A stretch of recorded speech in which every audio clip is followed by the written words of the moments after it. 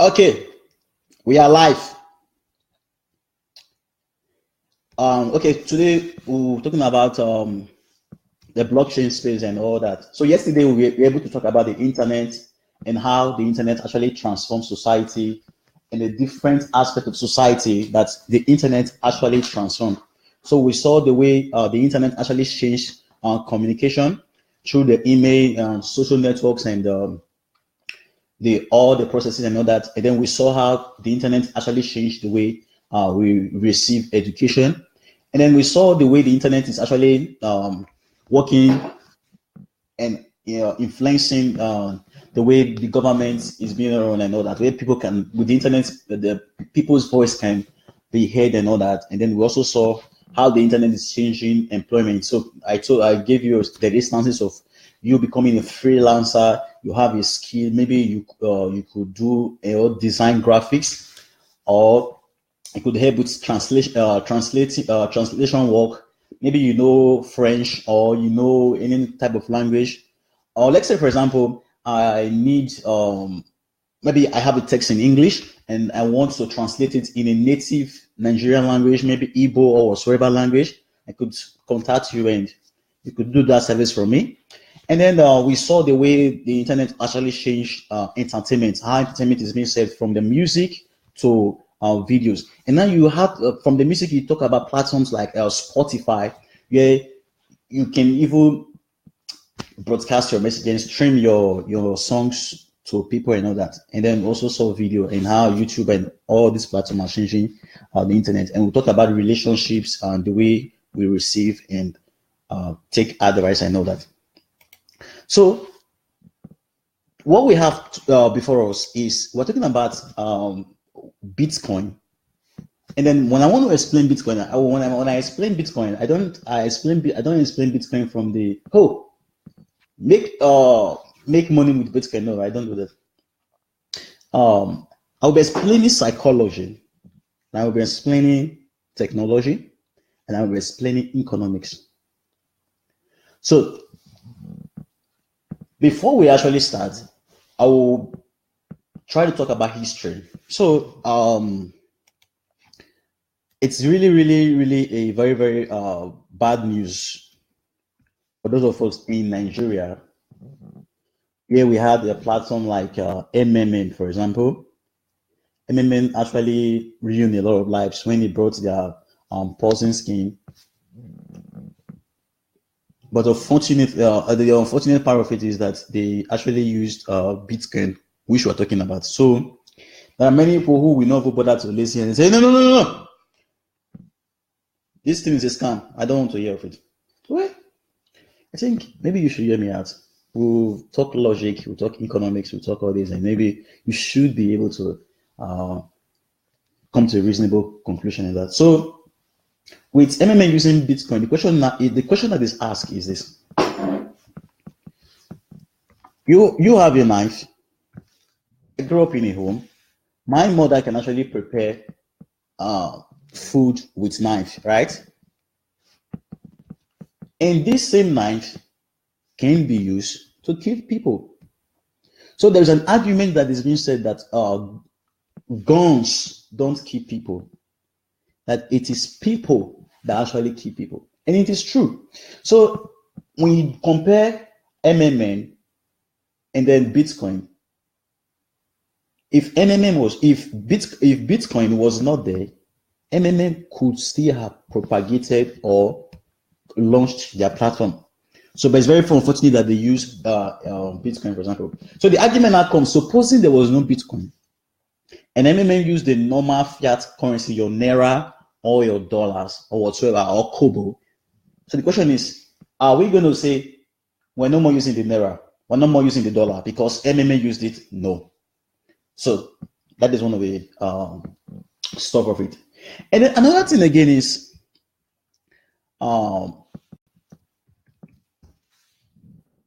of which a lot of people go online and they tell you about Bitcoin.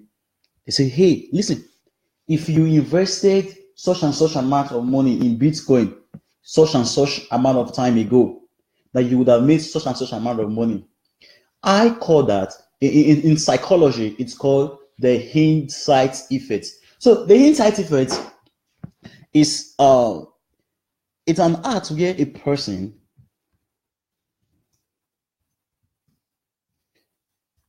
actually looks back. They're like, if we had, if we had, if we had, if as in they're like they compare today's outcome and then they compare it to yesterday and it says, if we had done this, we would have been this.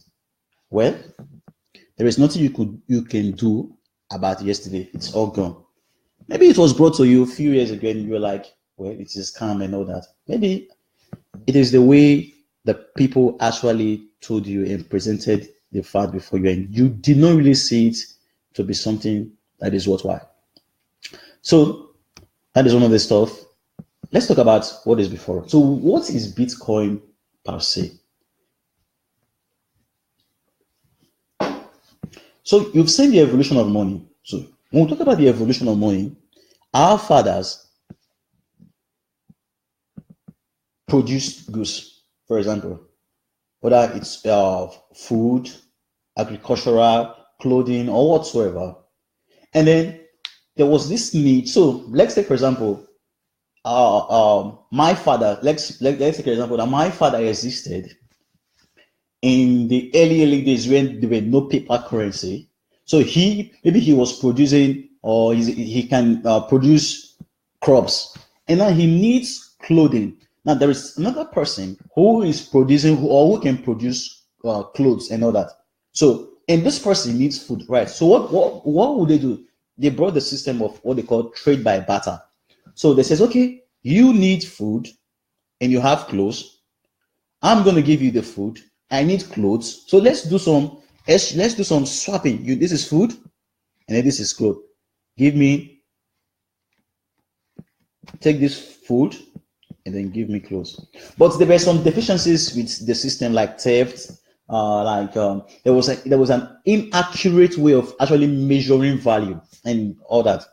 So with the evolution of time, they said, okay, what do we do? They started with cowries, feathers, and then we had metal money like gold, silver, and all that. So all of them have their own drawbacks. So that is how money has actually evolved so far.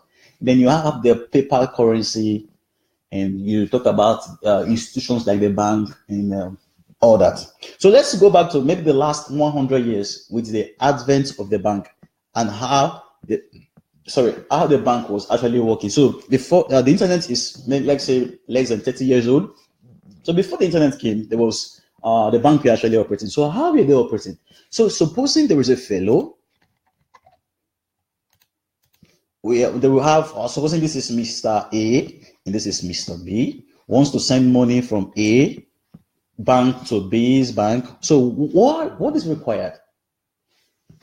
It is required for Mr. A to actually have an affiliation with a banking institution. That the banking institution is recognized by the government, is under some regulations by the government or a certain jurisdiction, and also with Mr. B. So what basically happens is that Mr. A initiates a process. I want to send such and such amount of money to Mr. B, and then there are certain protocols that actually happen, of which Mr. A may not be too aware of, but the bank of A and the bank of B actually knows how to actually go about that. So because there is a party in the middle, which is the banks, there are things you're not just required to come and send money. You have to meet legal restrictions, and then there are issues like the KYC, know your customer, and then you have the AML, which is the anti-money laundering, and then you have things like ATF, anti-terrorism funding, and all that. So the government tries to ensure that first the money you're sending is not it's not money you actually stole, and then another thing again is that you are not funding a negative agenda or a destructive agenda like terrorism and all that. So all these stuffs are actually there. So, and with all these stuff there, it decreases the time taken to actually get this money from Mr. A to B, because the bank have to verify this, bank have to do this. And not only that, not only with the time factor, it actually affects the cost factor. So it's maybe the B bank requires certain checks or whatsoever. Everything takes money, and it increases cost and all that. Now, this is just a simple scenario for something that happens within a country. Now, let's go to the international level. So, supposing Mr. A is from China and then Mr. B is from Japan, but we are crossing countries now. It becomes even more complex. So that is one of the sides on the people side of it. Now, if you want to talk about banking on the bank side of it, one of the things that is actually there is the cost of banking. So it's estimated today now that there are over 4 billion people who don't have access to bank, and you know what that means. So what are some of the reasons why these people don't have access to bank? There are many reasons to it. One of the first reasons is that there is lack of education. Another reason is that there is a pretty high cost for onboarding these people.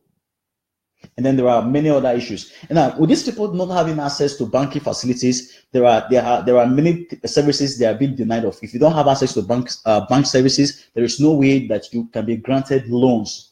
There is no way you can have access to all that services. There is no, your business, you're not going to do business. You are exposed to theft-free. You are exposed to a lot of stuff. So you see the hassles that has to do with the banking side of it. And you're talking about the hassles that actually that is on the customer side of it.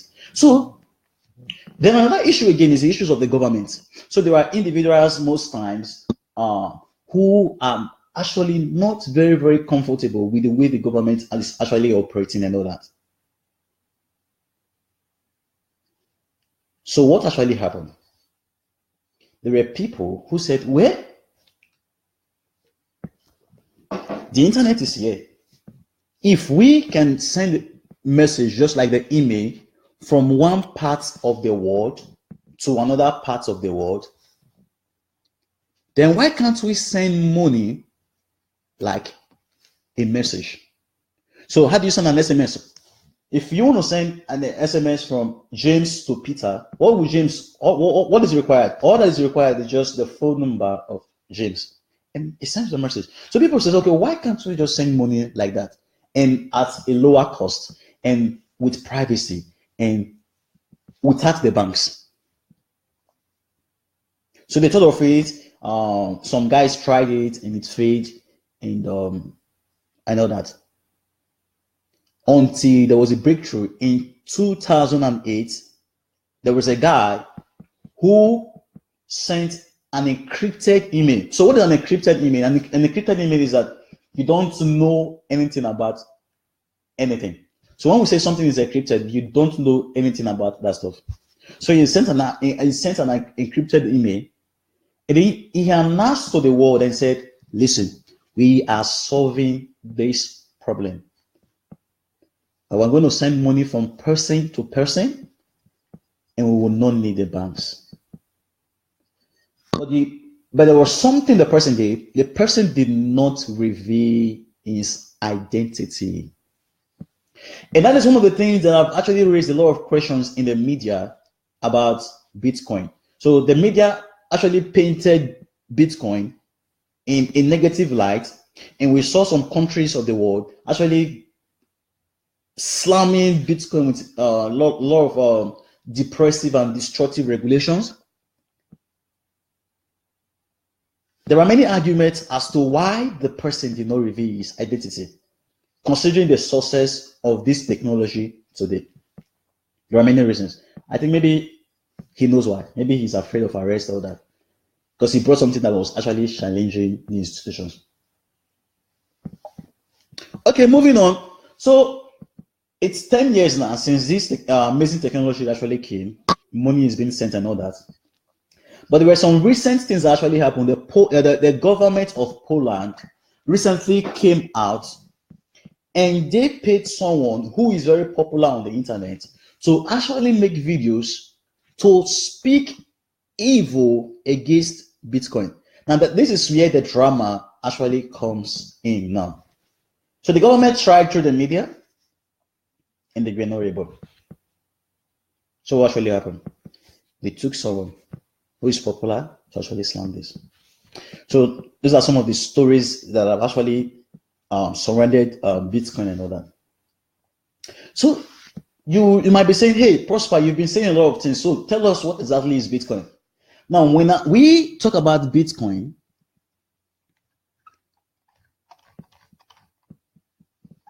Bitcoin is a protocol. So just like the internet, you have the HTTP protocol, the hypertext transfer markup language protocol. You have other protocols like SSL. You have TSL. You have protocols that how it may work. You have protocols on how we determine this, this, and all that. But the end user may not be really aware. So let's take, for example, I want to visit a website. And maybe the website is this.com. All I just need to do is just type on my web page and it shows, right? But there are many things to it. So Bitcoin is a protocol. Secondly, it's an open source software or protocol per se. So when we mean open source, if you are a tech-savvy guy, maybe you know a programming language, either C++, C#, or any programming, JavaScript, Java, or any programming language, it's on the community there. You can simply, it's on GitHub. So GitHub is basically a place over the internet. It's like,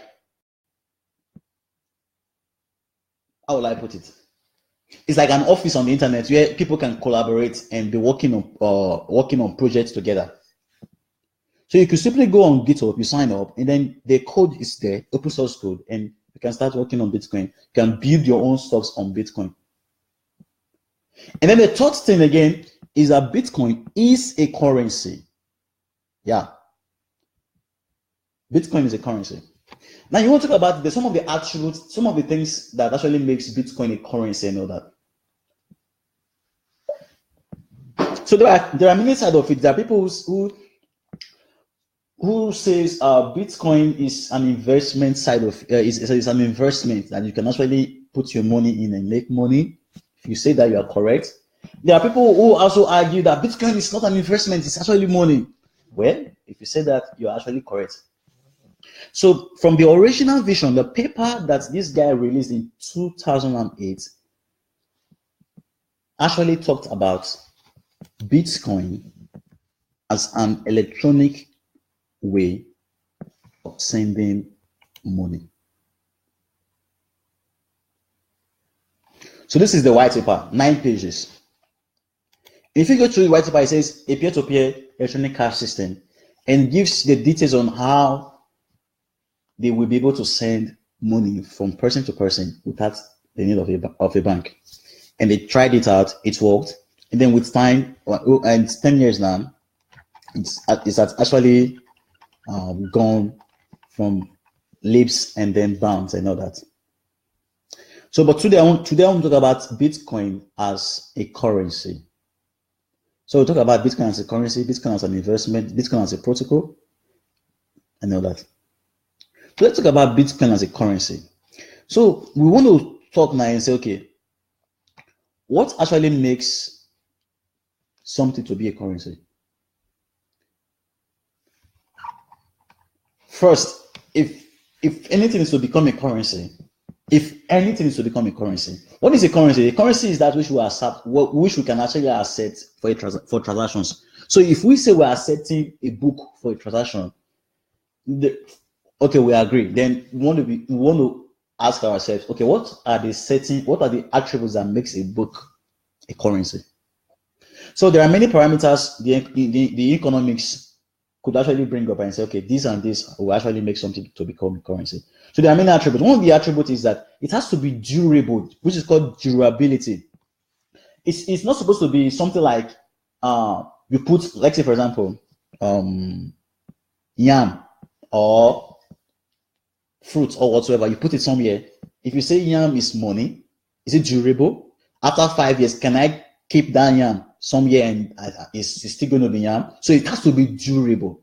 So another thing again, it has to be divisible. We're not saying you will cut it. No. When we say divisible is that it can be divided, just like you have the naira can be divided into kobo. You can say, okay, like 100 naira now, 25 naira notes makes up 100 naira notes. You get this off. Then 5 100 naira notes make up 500. So it has to be divisible. And then the other thing again is it has to be transportable. So I should be able to move it from point to point without hassle and all that. Unlike the former days where you had things like gold. So it should be transportable,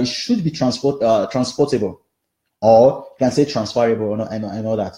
So if you look at Bitcoin, for example, it's like message, you can send it from place to place. Then the fourth thing again is that it should be difficult to counterfeit. So if the money cannot, if the money is something that is easily counterfeitable, then it is not money. We'll talk about that. What makes Bitcoin all that? Then it should be limited in value. So limited availability. So if the government or the institutions that is responsible for printing money can print money at will, just keep printing money. You all study economics, you talk about the issues of inflation and deflation, and you know the impact of inflation on the economic standards or the economic well-being of a nation. So it should be limited in value.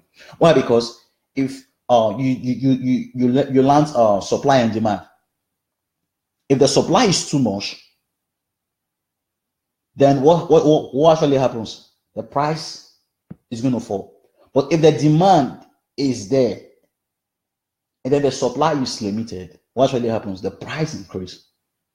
And then on that one again, it has to be something that we all can accept. So you're not going to say, hey, you are in Delta State, we accept Naira. If we go to Kaduna, we don't accept Naira. No. It has to be accepted within such jurisdiction.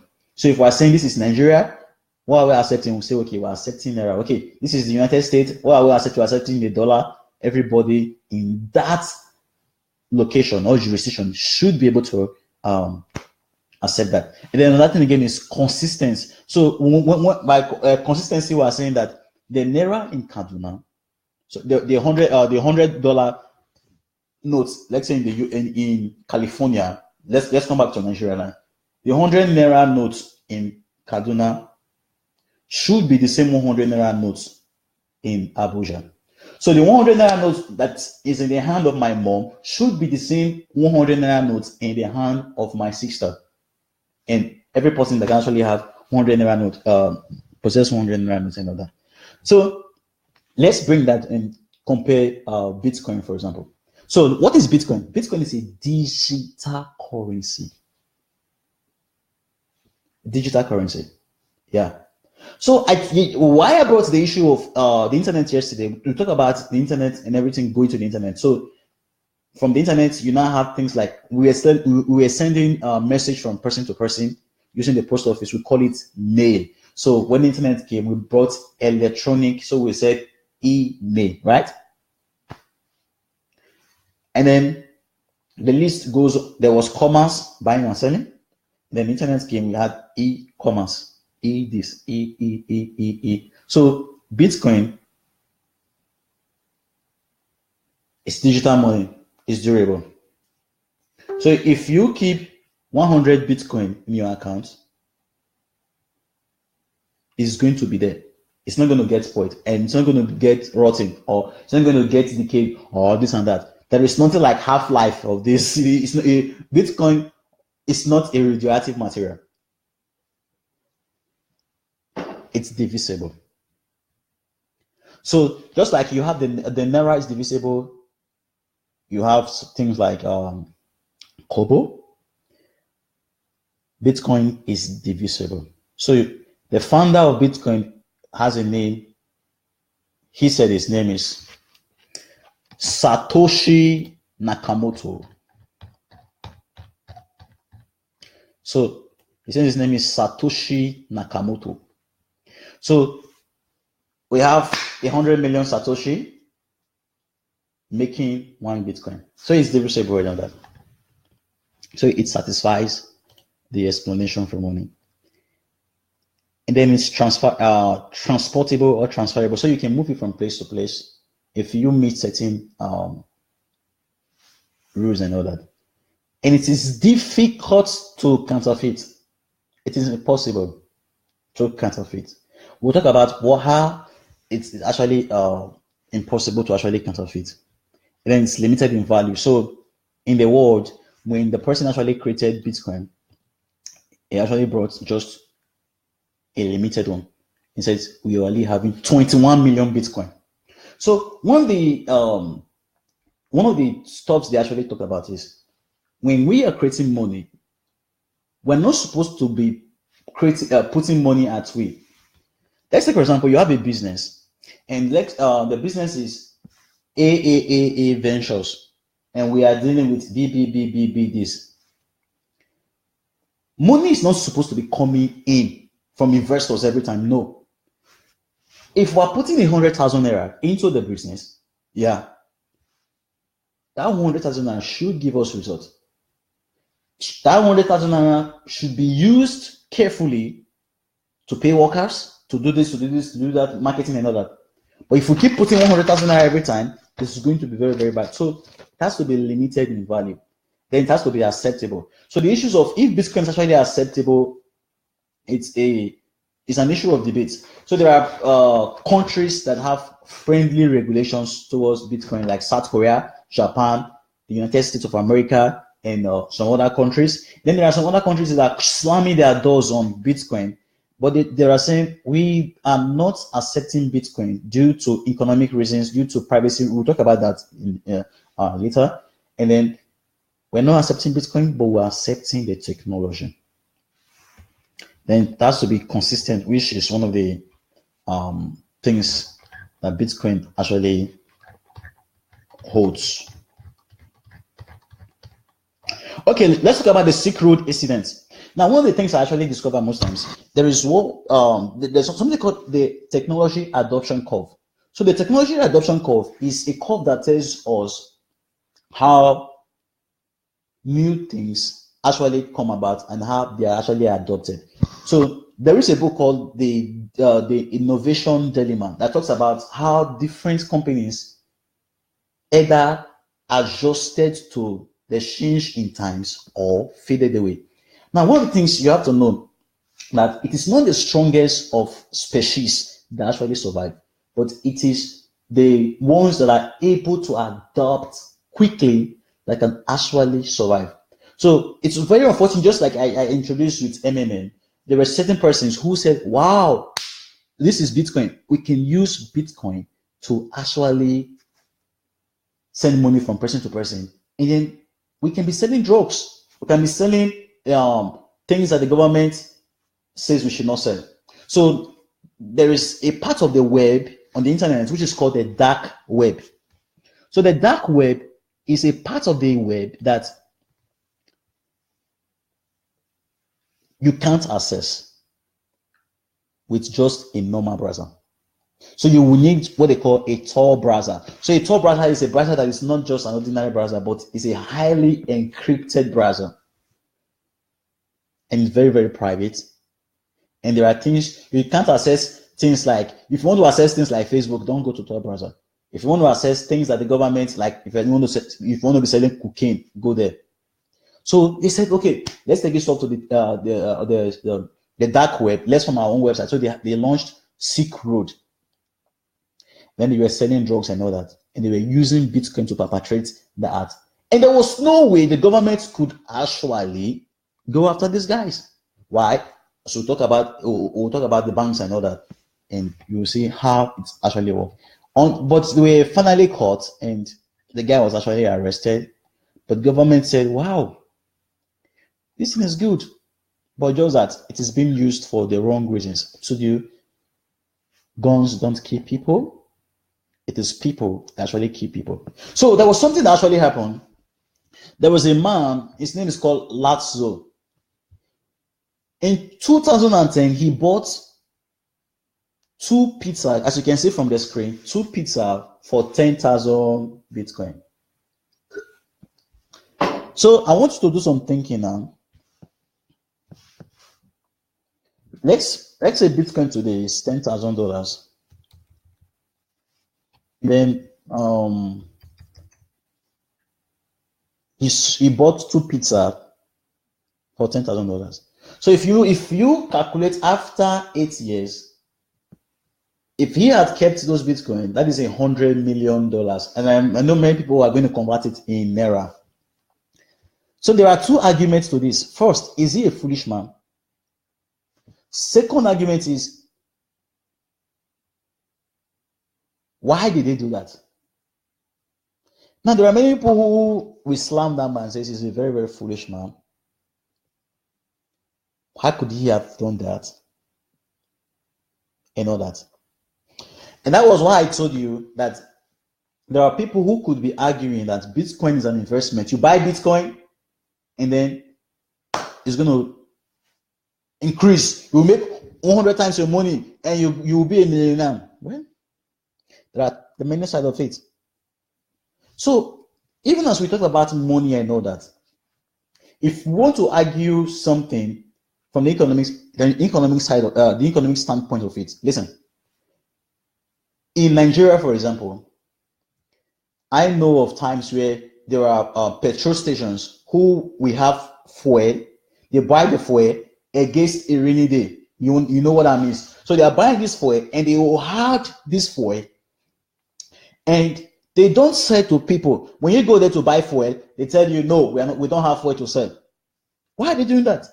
They are holding this fuel because they know that there will be a time where there will be little to no fuel in the market for sale, and they are going to capitalize such situation, and then they are going to sell the prices at the high.